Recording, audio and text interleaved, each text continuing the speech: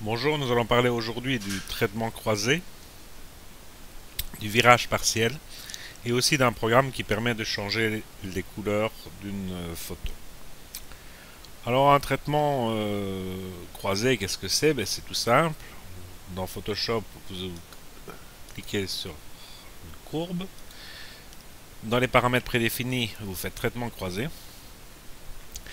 Et donc automatiquement, le programme Photoshop vous aura fait votre traitement croisé.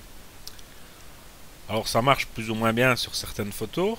En plus, vous pouvez reprendre par exemple le rouge si vous trouvez que vous voulez changer un peu la couleur. Il n'y a pas beaucoup de rouge dans l'image, donc ça ne va pas modifier grand chose. Mais on peut donc augmenter et ainsi déplacer pour donner d'autres effets dans ce traitement croisé. Alors le traitement croisé vient en fait de l'argentique où on employait d'autres solutions de développement où parfois on abîmait carrément le négatif. Alors une autre solution, on va repasser sur Lightroom, qui est le virage partiel. Alors le virage partiel, c'est quoi?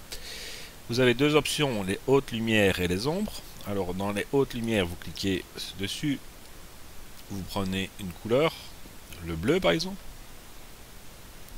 Tout ce qui est haute lumière, vous avez rajouté du bleu dedans.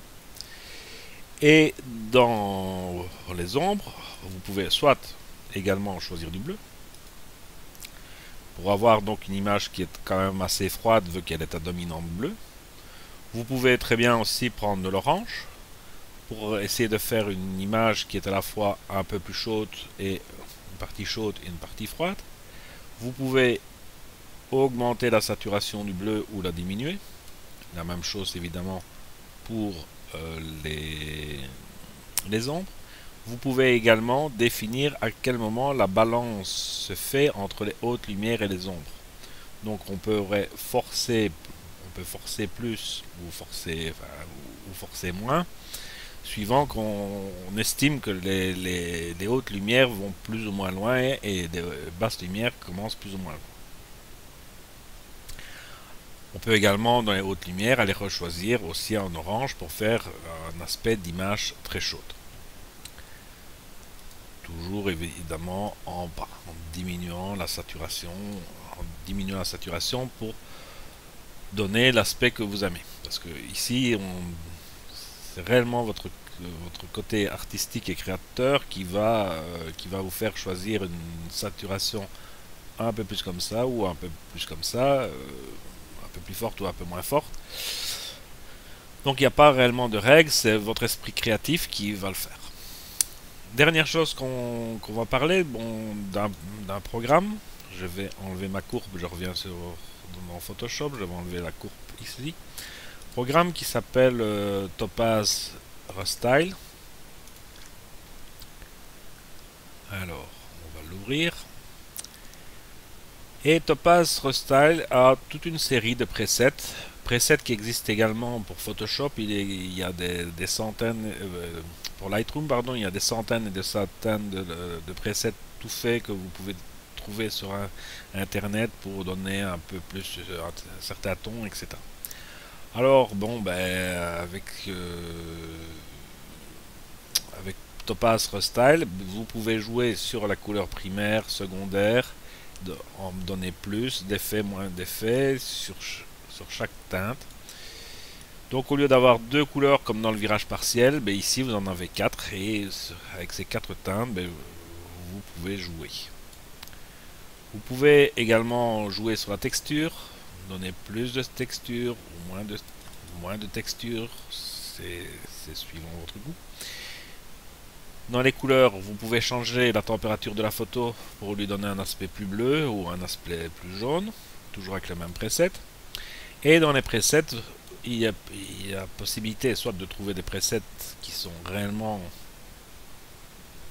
à la ramasse, mais également des presets qui vont plus ou moins dans le style de votre photo. Donc si je reprends l'original ici, j'avais ceci, si je fais Proceed, on voit qu'on a renforcé un peu toutes les couleurs qui étaient déjà présentes dans ma photo de départ pour donner plus de punch. également toujours avec la possibilité d'aller changer un peu la température ou de lui donner une autre température de couleur pour aller soit vers le plus bleu ou aller soit vers des couleurs plus chaudes. On peut également changer la saturation de la photo également. Alors, généralement aussi quand j'emploie Restyle, pour que ça ne devienne pas trop caricatural, je prends souvent des options de 50-60% en opacité, pour que ça reste quand même, je dirais, dans quelque chose qui est de plus ou moins réaliste. Alors ça, donc cela va donner à votre paysage beaucoup plus de punch, moins de douceur, et à vous ensuite avec votre côté artistique, de vous permettre de changer. Bon, par exemple, si ici dans les oranges je veux plus de saturation, j'ai un curseur saturation et je vais pousser mon orange pour le saturer plus. Hein, je peux diminuer la luminance de l'orange pour que le rende moins lumineux, ou au contraire forcer la luminance de mon orange pour le rendre plus lumineux. Tout ça évidemment s'apparente plus à, je vais dire, à de la création artistique que de la photographie. Mais moi, c'est un style et de temps en temps, vous verrez sur le forum des images de ce type-là où j'ai évidemment forcé ou légèrement changé les couleurs pour donner plus de punch à la photo. Je vous remercie et à bientôt.